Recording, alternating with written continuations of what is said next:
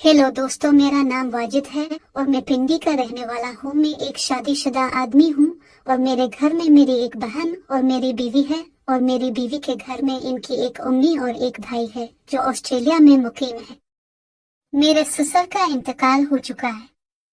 मेरी सास के दरमियान जो हुआ वो मैं आज को सच्ची सब सुनाने जा रहा हूँ।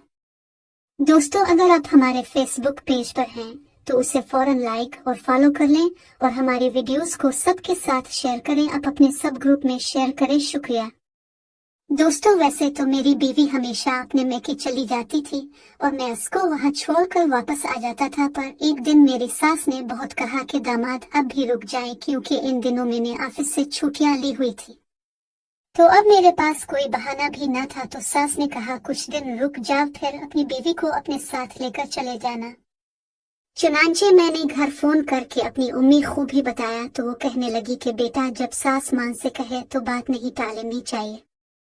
अब मैं भी वहां रुक गया क्योंकि घर बहुत बड़ा था और हमारे लिए वहां अलग से 2 कमरे थे। शाम हो गई। सास ने बहुत किस्म के खाने बनाए थे। क्योंकि ये मेरा वहां रुकना पहली बार था तो मेरी हर तरह से खिदमत की गई। रात हो गई। अब हम सब सोने की तैयारी में थे और चूंकि मेरी सास का कमरा भी पास ही था और अब सब अपने अपने कमरों में चले गए। रात बहुत हो गई थी। मैं और मेरी बीवी हम बिस्तरी करने लगे, क्योंकि एक अलग माहौल में हम बिस्तरी करने का भी एक अलग ही मजा है। इस रात मैंने पहली बार अपनी बीवी के साथ हर तरह से हम बिस्तरी की और कोई 3 बार किया। यहाँ तक हम इतने मशगूल थे कि सुबह की रोशनी हो गई। हम अब दोनों ही थक गए थे और ऐसे सोए के बस मत पूछो। सास ने हमें दोपहर के टाइम अलिफाते अलिफ और हमें मस्त वाला नाश्ता दिया, लेकिन जब भी मैं सास की तरफ देखता तो वो एक अजब सी मुस्कुराहट दे रही थी, पर मैं इग्नोर करता।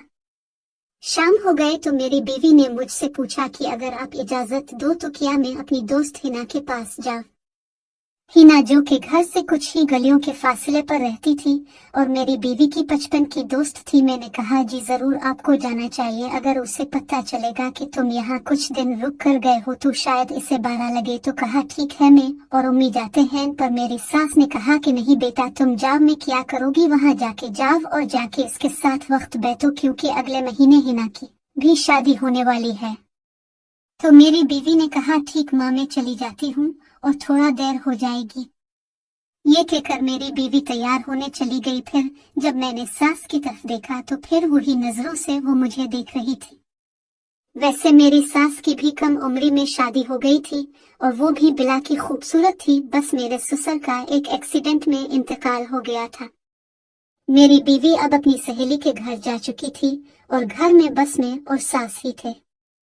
मैं अब अपने कमरे में आराम के लिए चले गया। थोड़ी ही देर बाद सास भी कमरे में आकर बैठ गए और कहने लगी कि दामाद जी, क्या आप मेरा एक काम करेंगे। तो मैंने कहा जी हुक्म करें। तो कहने लगी तब मेरी ससुर के गए हुए भी 3 साल हो गए हैं। मेरे भी कुछ अरमान रहते हैं, क्या तुम मेरी भी वैसे ही ले सकते हो जैसे कल रात तुमने मेरी बेटी की ली थी। तो मैंने कहा आपको कैसे पता। तो कहने लगी कि तुम लोग बहुत मसरूफ थे और तुम लोगों की आवाजें मेरे कमरे में बहुत आ रही थी और फिर मैंने भी तुम लोगों को ऊपर खिड़की से पूरी रात देखा।